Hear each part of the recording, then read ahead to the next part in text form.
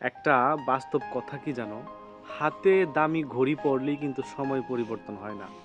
সময় পরিবর্তন হয় কঠোর পরিশ্রমে। তুমি জীবনে সফল হইতে গেলে কঠোর পরিশ্রম করতে হইব। যদি তুমি তোমার সময়টা পরিবর্তন করতে চাও, অবশ্যই তোমার পরিশ্রম করে সেই সময়টারে সাফল্যে পরিণত করতে হইব।